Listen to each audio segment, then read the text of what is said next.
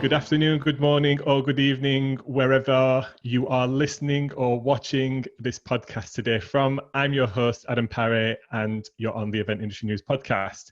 Today, I am joined by William Thomson, somebody I've known for a long time, probably like a decade now or something. Yeah, I'd imagine so.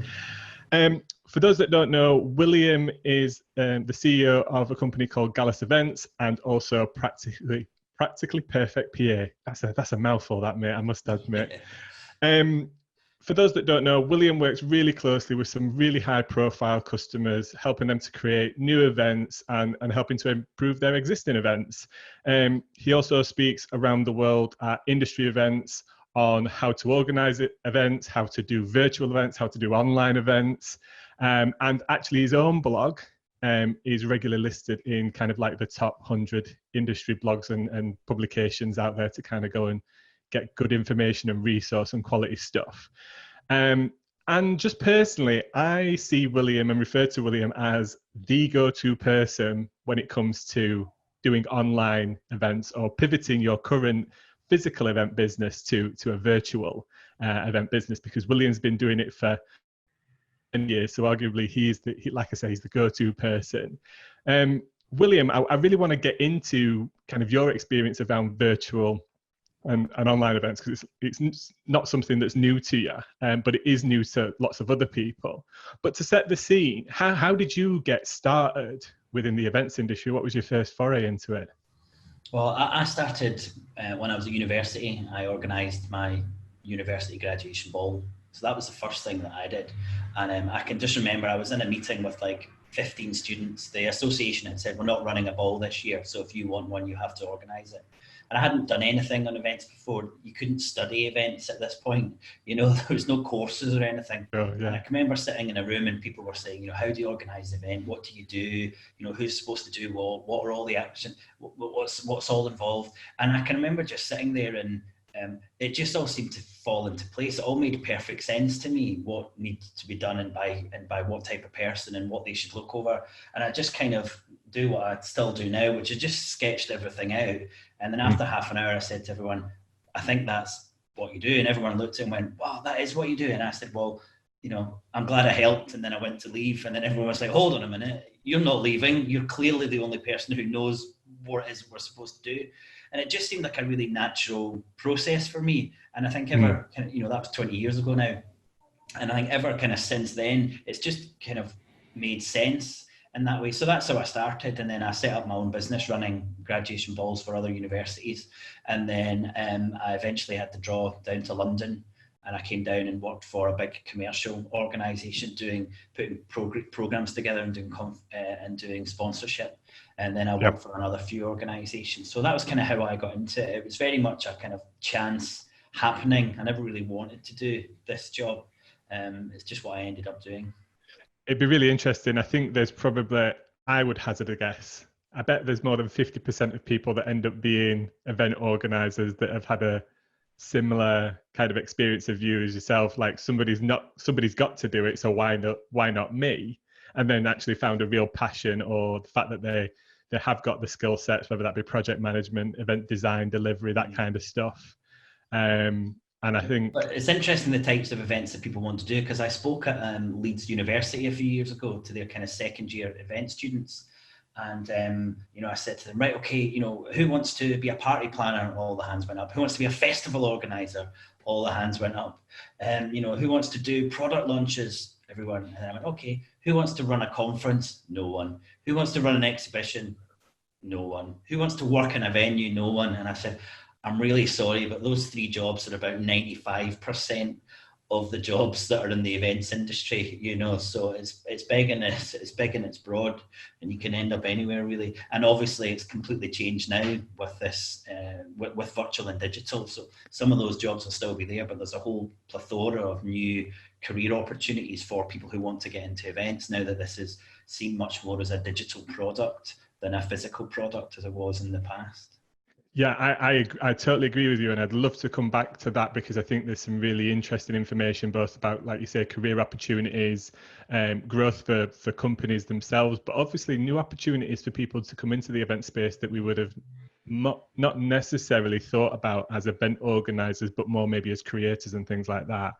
So just touching upon kind of like virtual and hybrid events, you know, William, lots of people are kind of scrambling to pivot or find out the information, but you were a trailblazer, right? With this, really, it's nothing new to you. In fact, you're advising lots of people at the moment, people that I'm in groups with you and the wider sphere, and you've got your own training course out now for people to be able to understand what they need to do to go online.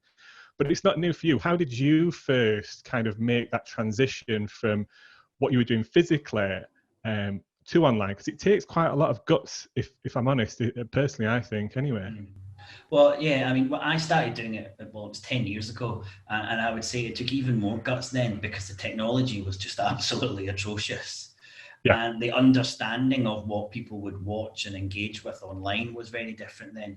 And I came to it, I suppose, almost in a similar way to a lot of organisations are at the moment, but it was a supply and demand thing for me. I ran a series of regional events on a really hot topic, and I couldn't fit people into the spaces that we had. We used it. I was working for an institute at the time, and we had our hall which held 200 people, and we'd run all across the country. In England, we'd gone up to Scotland with them, and we had loads of people wanting to attend, but we didn't have room for. We repeated an event in London, and it was like, we don't have room. And I just took a step back and thought, well, how can I get more people to see the content?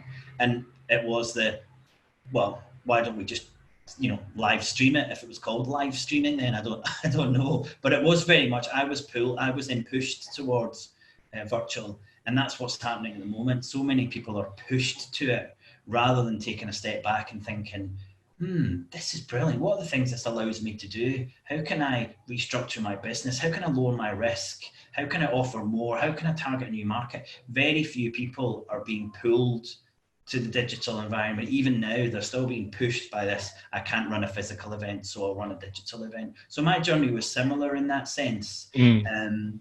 It was just to try and generate the revenue and get the coverage for the topics that we were covering. Did you at the time have that fear, which I think lots of people have or have had before, around cannibalizing an audience almost, and especially sponsors feeling that there wasn't as much value there because they didn't literally get to shake hands with people, which might not even be possible for the next year or two? So same fear at the time, and if so, how did you overcome that? Yeah, well, I suppose that's kind of two questions in one. And for one of me, for the first part, the cannibalization is one of the kind of myth busters that I do. There's very, very little evidence that suggests if you start live streaming something or if you start showing something in virtual, that people stop attending the physical event. Very little evidence for that. Anecdotal, but not really an overall trend. And I think if you start giving your stuff away for free online and you charge for your physical event, then you're going to cannibalize your audience because you're offering something. So the first thing I did was when I went to my boss and said, I want to create this as a virtual event. And she said to me, okay, will people stop coming if they're attending the event for free? And I said, hold on a minute, who said they were going to pay for this event? Who said they were going to get this event for free? And then I had one of the kind of other senior directors say to me, you can't charge for this, it's not good enough, people won't come, it'll just be a waste of time and an effort. And at the time, I was still relatively young at the time, I just said to him, let's try it. Yeah. Because I think we've got great content, people trust us, and they're desperate for the content, there's evidence of that, so let's charge. And it was I had to get over that hump with the organisation. We're quite conservative, and then they were like, okay, what are you going to charge? And then I said to them, exactly the same as I'm going to charge for the physical event. And there was just like a silence. And they went, what do you mean? And I said, well, people are paying for this content, so why charge any less? And it was like that question, why charge any less? Why? It kind of echoed around the hall, and they were like, you're in charge of the events. So I live streamed it. We didn't really do anything apart from point the camera at it. There was no hosts or moderators or anything, so it wasn't designed for digital. It was just allowing people to see it. And I think we made, I can't remember, but kind of 5-figure profit just from that event because people wanted the content. And and you know, and that's one of the principles I've taken through with all of my clients is that, you know, if you've got content, if you're trusted for delivering that content, or if you're trusted for bringing people together to make these connections, if you're trusted by your sponsors to give them really good coverage, then why wouldn't you see this as an opportunity to make money? Because if you don't, then how do you come back in a few months or a year's time and say to people, everything you were getting for free, we're going to charge for that now? Yeah. And people are like, well, what I was getting for free was really, really good, and I really enjoyed it. So why should I come and do the physical event? So there's definitely and understandably a short-termism in looking at this, and a lot of organisations I'm seeing are thinking, we're just desperate to stay in this space. Let's get something up. Let's give away a lot of good content. Let's start giving away connections. Let's give great coverage. But they're not making the revenue that they should be making. And that's what I'm trying to help my clients, and through my training course, other organisers realise that if they don't approach it in a similar way they do their physical events, then they're not going to be in business for much longer. And that's what I think is really, really important to concentrate on. So that's that whole cannibalization side. And then I suppose probably I've answered that second part, which is that if you offer the value, then why wouldn't people want to pay the same for the virtual compared to the physical? It's all about the value proposition. I totally agree with you, William. My analogy is, you know, cinemas are still healthy businesses. They're still the way that the content creators around films, you know, launch their content into the world, right? The advent of Netflix and YouTube and things like that have not all of a sudden shut cinemas down. And a cinema's an event. It's, you know, 100 people or so come for a few hours or for a day to watch and listen and hear and look at content, and people still invest in that delivery because they like that physical aspect of it. They like the fact that they're there and they're sharing that experience.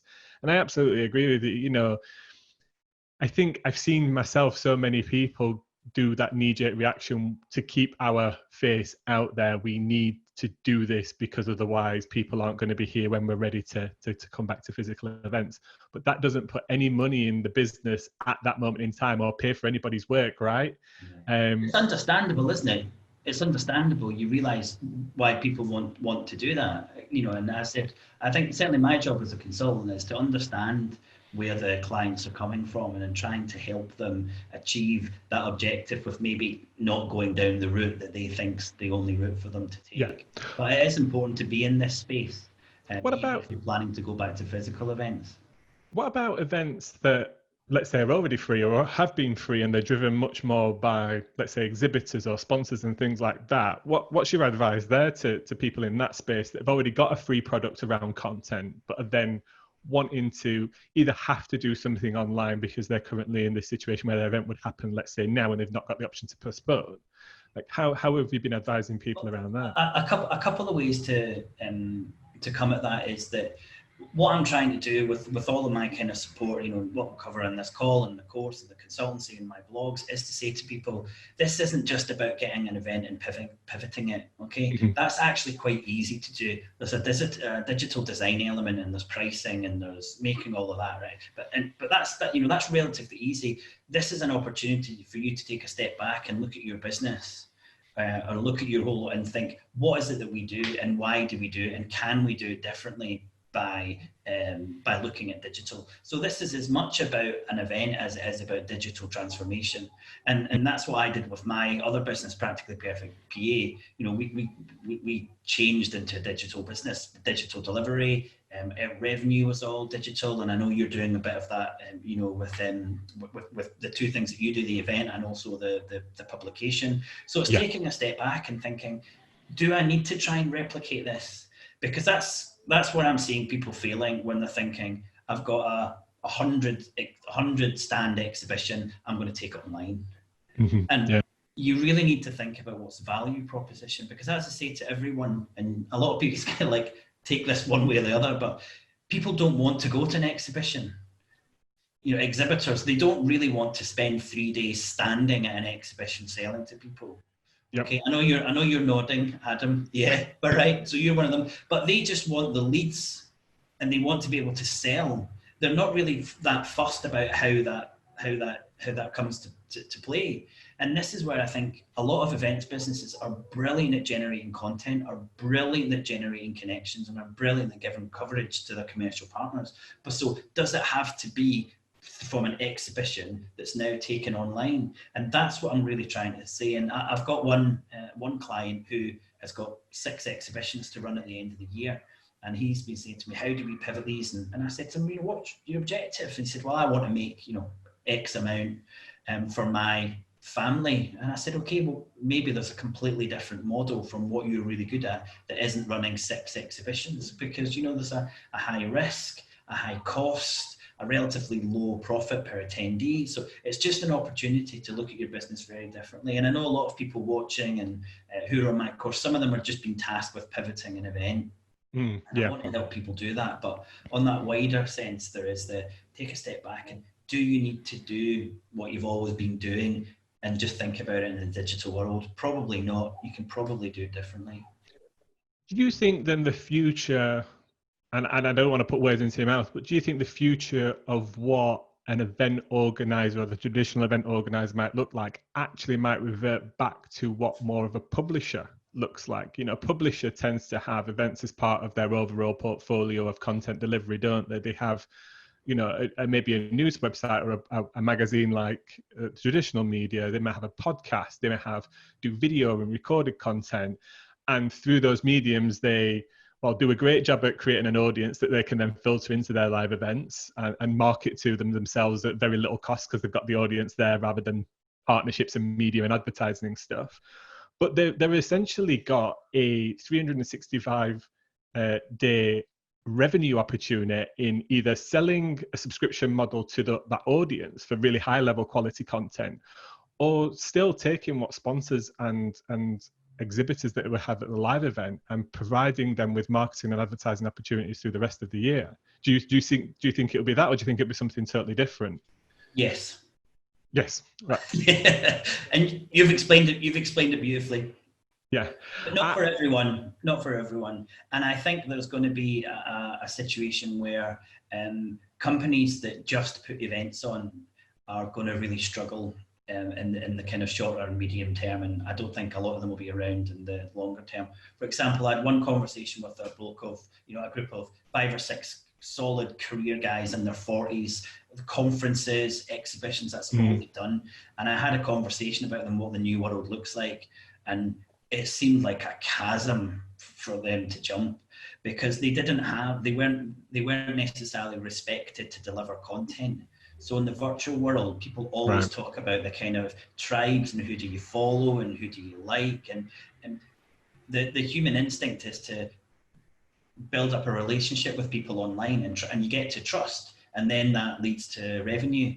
And if you're just entering a space, imagine you and I put on an event which was, in the telecoms. If you just drop in from nowhere, people are like, I've not got that relationship with you. I don't trust you. So I think those types of businesses are really going to struggle. And I'm certainly saying in the medium term that you really need to be seen as someone who's an authority on this kind of area that you're in, or do something so different and so dynamic that people are drawn to you because of the kind of newness and the shininess of what you do. So I do think that's a way to go, but I think a lot of people are going to struggle with it because it's completely alien to how they've put their events together. Do you think on the opposite, on the flip side, that the barrier to entry, arguably, has there ever been a barrier to entry to somebody becoming an event organizer? I don't know, nobody really looks at a corgi stamp, do they? For somebody who's putting on an event, they just trust in the brand, what they see, the messaging and that kind of thing, and wait till the event happens to see the quality of it. But do you think that the barrier to entry to people to transition from other digital means, publishing, content creators and things like that, do you think the barriers become a little bit lower now that we're moving more into a hybrid or online world? It really it depends what type of people that you follow. A lot of the businesses I look to and aspire to are these American folk on YouTube who are making hundreds of $1,000s a month from the content that they're pushing on YouTube. And these are the people that I'm thinking, this is who we should be aspiring to, not a Euro Money or a Read or whatever. Look at these people, because they've set up their business in such a way that they're you know, they're making hundreds of $1,000s a month, and there's like 4 people working for the company. Yeah. And the barrier for entry to them for a digital, for an event was really low. And it's even lower now that they can do it virtually. But a lot of them are saying there's no money in events compared to the effort that you have to put in, you know. So it's a really, really good question, and I think a lot of people will be navigating this. But one thing I wanted to touch on was this idea of evergreen content. And this kind of, you know, you might notice kind of, you know, the 4-hour work week, the lazy revenue, all of this type of thing. Event organisers have always had this culture where you've got to be working 12, 14 hours a day, absolutely bashing your pan to get this event and to make it happen. And then it's great, there's loads of money coming in, and then you get 3 hours rest, and then you're doing the same thing again. And a lot of these other industries, digital industries, just take a step back and think, you're putting in all that effort to make, you know, X amount. We're doing 1/10 of the effort to make 10 times the amount, because we're not fixated on this kind of explosion of content coverage, connections over an event. We're thinking about it much more over a longer period of time. And I don't think I'm any different. I don't think you're any different from like Seth Godin or, you know, or people who are generating revenue from their knowledge and from their ability to connect people. And I think we should be looking at these people, these big trailblazers on YouTube, and saying, how are they generating revenue from the content and the connections they have, rather than how can we run an event online. And as I said at the start, that's the big kind of chasm for so many organisers to jump over, because this is about, you know, business transformation as much as digital transformation. So just on that then, do you think one of the major key parts of the transition is just the way that we think about the content that we're delivering? We tend to focus very much, don't we, on delivering that content, like you said, in a very short period of time, over a day, 2 days, 3 days, a week, if you look at. But actually, why is that content not relevant for the next 11 months after? Okay, an industry might move on quite quickly, but let's be honest about it. I bet 99.9% of YouTube views are back catalogue content, aren't they? They're not stuff that's been published that day. So is it a mind shift kind of thing, do you think? It should be. It should be. And I think the kind of, you know, the millennials and the people who consider themselves digital natives, you know, which isn't age constraint there, are going to understand this much better. And I think, I said, that one conversation that I had with those 6 old school conference and exhibition, you know, I literally felt like I could have been speaking Chinese to them, and they would have made as much sense, because they just really struggled with that. And you've got, you know, there'll be an 80-20 model here. 80% of people will just try and do what they've always done, and then 20% of people will realize that things have completely changed for the better in most circumstances. And that's who I'm hoping to find through my consultancy and also the training courses, trying to get the people who you feel you can help, because you won't be surprised, I didn't call those 6 blokes back and they didn't call me, because it was just a world that was just so far apart. And that's the exciting thing for me, that there's 6 guys there who are probably going to have a business that kind of burns out gradually as we move forward, but actually the opportunity it creates for more investment and more money and new talent to come within the space, because then they have no fear about changing and transitioning from a current way of working to a new model, because they've not had that kind of ideology before. They're kind of like, let's see what we can do with this technology. Let's see what we can do with online events. And we have an audience existing already. So let's provide them with an event all year round, or multiple events all year round, and then transition them back to other content as well. Absolutely. I think there's a huge opportunity for smaller players. And there's like a democratization of the events business happening now, because if you wanted to put on an exhibition, you know, it was huge money that you had to invest. I mean, we've both done it. You know, if you've not got 100,000 to put down at the start, you're going to struggle running an exhibition. So exhibitions have been an area where there's been so little innovation, because the business as a whole is run by like 15 huge players, and the conference market's quite similar. But now it's like, do you know what? I can put on an event and have 2,500 people at it and can generate a lot of revenue, and I can do things differently. So I think it's a wonderful opportunity for the kind of smaller and medium players, and it's a big challenge for the bigger companies. And I think it is difficult, and there's early evidence to prove that it's difficult to run an online exhibition, and I'm really keen to see how you do it in November. And I know content's always been a crucial key part of your event, but it's difficult at the moment to get people to engage with a digital floor plan, because, bear with me here, your opposition to your digital floor plan is Google, right? Yep. In the sense that they're landing on your page and it's got a little bit of information, where it's like, well, if I do a Google search, I'll get all of this information. I'll be able to quickly, it's a real challenge. And certainly the early evidence is that it's easy to get people onto the platforms, but it's difficult to them to engage with the exhibition, and that exchange part of the connections pillar is proven really hard to do. So, I'm really keen to see what you're going to do and what other people are going to do, because it's difficult, and you can't just bring that model straight across from the physical world. Yeah, absolutely. And I think arguably we're still, as an industry, right at the very early stages of that journey. It will be, for me, I think, for years to come, a refinement process and learning from others and copying what others do and finding out what works and doesn't work and getting feedback from exhibitors and visitors.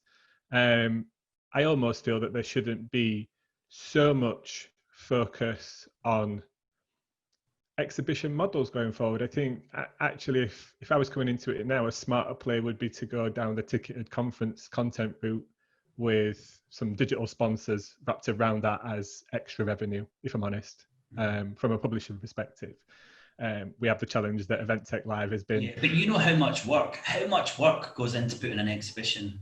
Yeah, it's a lot. It's a huge amount. Yeah. It's just as hard to do it in a virtual space. It's not like it's an easy process. I mean, to go back to Practically Perfect PA and how we kind of really got into this, my partner, the founder, Nicola, wanted to run an online event for ages, and I said to her, I'm really keen to do it, but I'm just not confident that we'll be able to earn the money that we need, because it's quite a lot of effort. And she said to me, I think we've got a chance. And I said, okay, well, let's do a crowdfunder, and if we don't raise £6,000 for our online event, we don't do it. And that was an amount that I thought we kind of, we would have been able to earn easily from a physical event. And she said, right, okay. And I kind of thought, we're not going to earn that. And within like 3 days, we'd reached £6,000 on the crowdfunder. Okay, so I put it up to like 8 to see, and we raised that. And it tailed off then I put it up to 9. And within like 2 weeks, we raised nearly £9,000 for a crowdfunder to run the virtual event. And That's I said amazing. To Nicola, we've got something here. And the reason that people are trusting us is because of how amazing the content's been from your blog over the last few years. So we ran that event, and it cost us about £1,500 to put on, and we made £25,000 from it. There you go, people. If you're listening now, if William can do it, no offense to William, then anybody can do it, right? The technology crowdfunders are out there. I'm sure people have got blogs and contents and other means of channeling that audience into an event. And arguably, actually, at much less risk, because you don't have to book venue and put deposits down. And ultimately, let's be honest, if it doesn't materialize, the worst case is you refund everybody, don't you? In that instance, where if you're going for a physical event, the venue wants paying. We were only charging £50. Yeah, we were charging £50, so we got nearly 500 people to pay £50. And we had a one-day event. It had like 14 sessions, a bit of live, bit of Q&A. This was 3 or maybe 4 years ago now, I can't remember, 27 or 3 years ago. And that was it. And we just thought, we've got a business model here. We need to move away from physical events, which is what we were doing, to much more this digital world. And then the final thing that I wanted to get across again was this idea of evergreen content. After we did 3 or 4 of these virtual seminars, we spent a couple of days looking at the 40 or 50 sessions that we had. They're all recorded, and we thought, how can we start splicing them up and turning them into training courses? Yep. And we thought, hey, we've got 10 that talk about technology for our market, which is executive assistants. So let's have a 50 quid, 6-7 hour training course on technology. We did one on career development, and we kind of just turned that into an evergreen model. And even now, as you were saying about YouTube views, nearly half, well, actually, since COVID hit, over half of our revenue has come from our evergreen content. And I'm looking at all of these event businesses, and I'm thinking, what are you doing with all of your content? Because it's just this explosion, and then you move on to something else.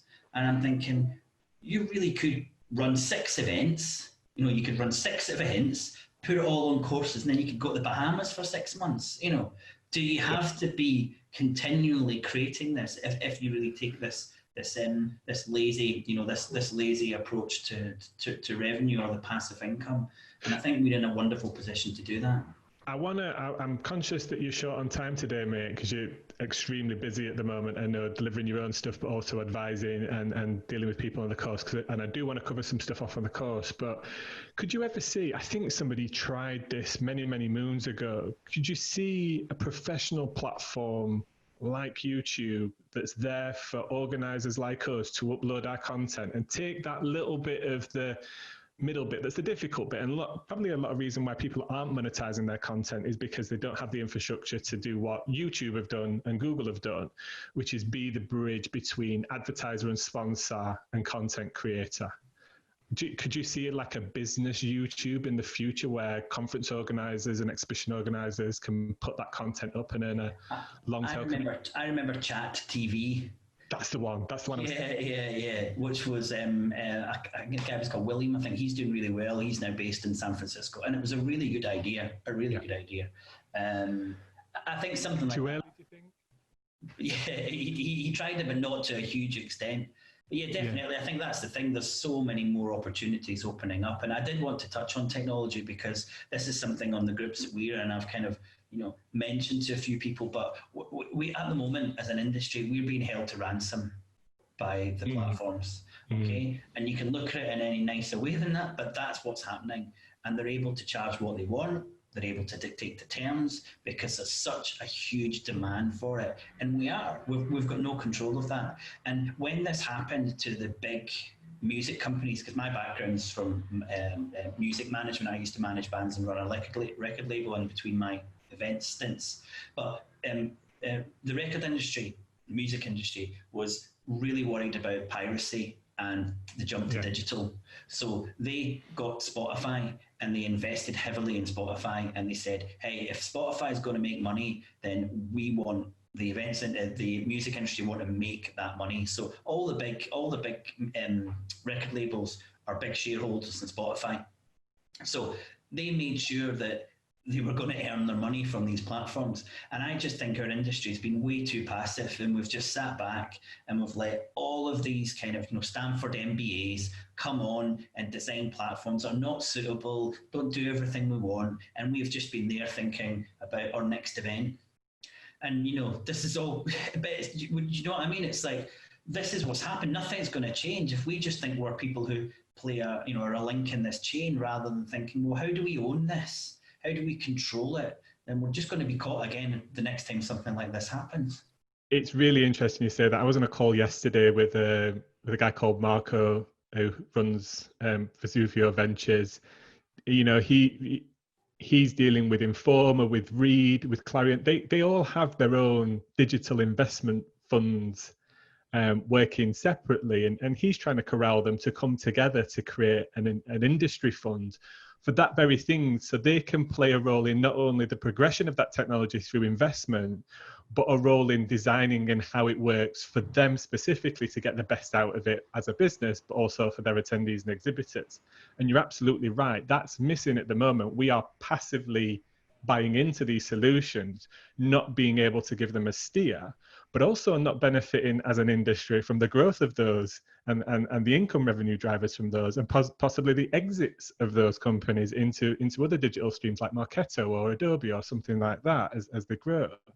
So I think you're absolutely right. I think I'd love to see, I've invested in a couple of event technology companies, and I'd love to see more of our industry put profit and revenue back into those technologies, for the benefit of those companies, but also for the benefit of our industry in giving a steer on what they look like and how they play out. Last question for you, mate, because I really do love your course. I think what you've put together for people who are starting at zero have got so many questions about where they should put time and effort. Just as a highlight reel, how have you divided your course up into segments, and what's the focus of it in terms of when people invest in it, what do they get out of it? Well, the first thing I would say is I've been organising events for 25 years, and I've always kind of thought I've been at the cutting edge. So the virtual aspect's part of it. But what I've been doing is, for the 10 years I've been doing consultancy, is to say to people, there's certain ways that you can make an event better for your attendees and for your stakeholders. And really, a lot of people weren't that interested when you were talking about the physical world, because they thought their physical events were great.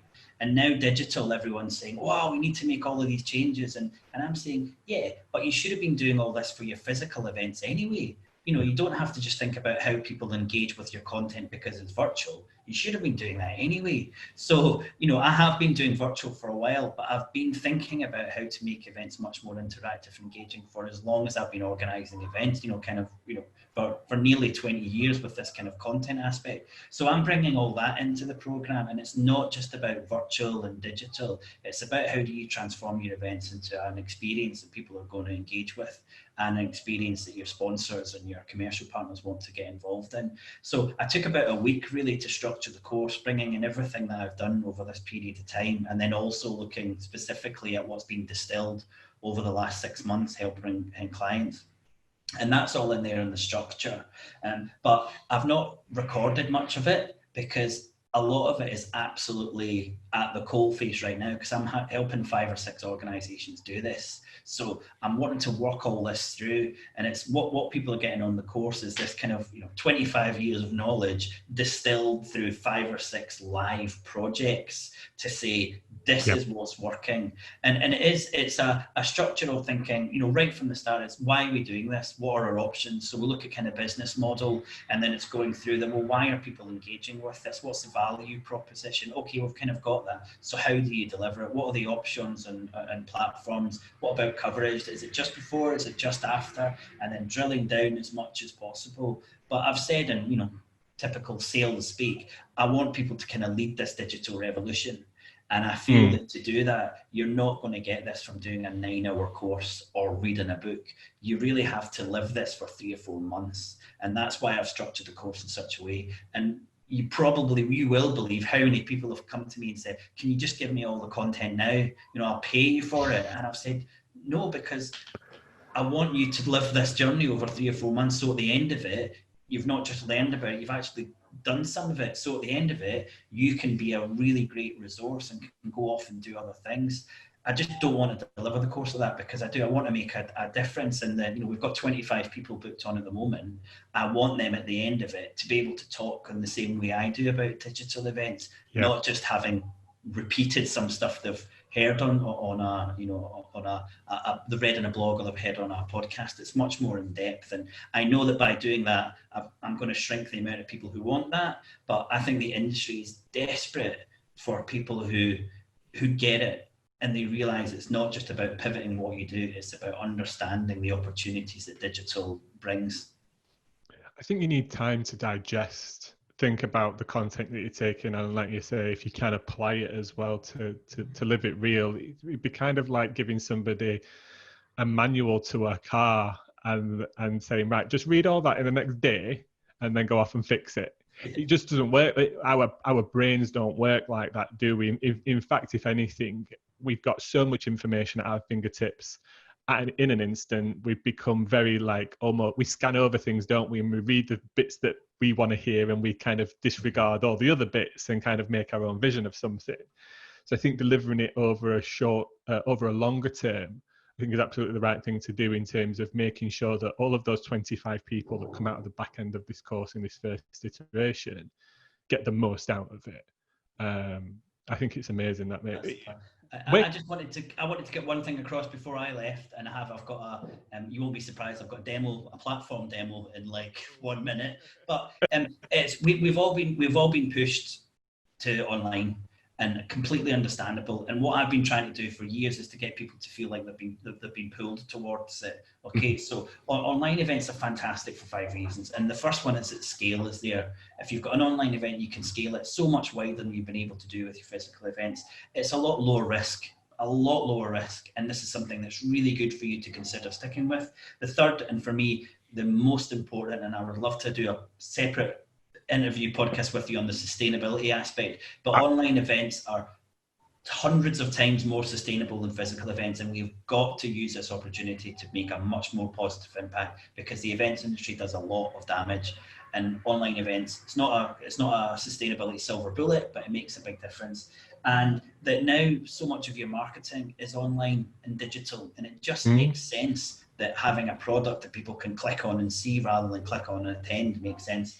And then the final thing is it's a lower cost to attend, which means there's potentially higher profit. And these are all things that I've been saying for years to the events industry, and no one was listening. And it's really good now to have people who are listening. I just hope that they're listening enough not to think it's just for 6 months, but it's something that they can look at in a much longer period of time. I think, unfortunately, mate, there's a lot of people out there that are just looking at it for 6 months, but I think the savvy people, the switched on, and the ones that will have much rounded, healthier businesses that are also protected from future things that might happen, like pandemics and events not being able to happen, will have the better businesses, in my own personal opinion. I'd absolutely love to get you back on the sustainability side of things, because that was one of our major decisions to launch the Sustainable Event Awards, as from its outlay as a totally digital event, no physical manifestation of it other than maybe an award that we might send to the winners. And I think that's such a key part of what the benefit of online and hybrid events going forward.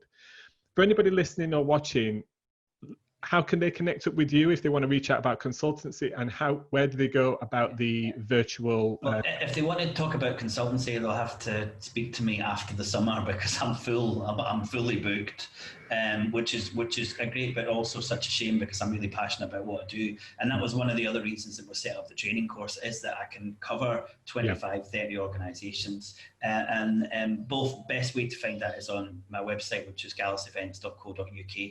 I'm pretty active on Twitter. A lot of people know me as William Events, and some people know me as Willie Gallus, thinking my second name is Gallus and not Thomson. So I'm not difficult to find. But yeah, the course, the cart officially closes on the 31st of May, but we're keeping it open for the first week so that you can still join before the second week's content. So and they can always contact you to get to me as well, can't they? Because you've been passing me a few people who are interested, so I appreciate it. I'm your conduit.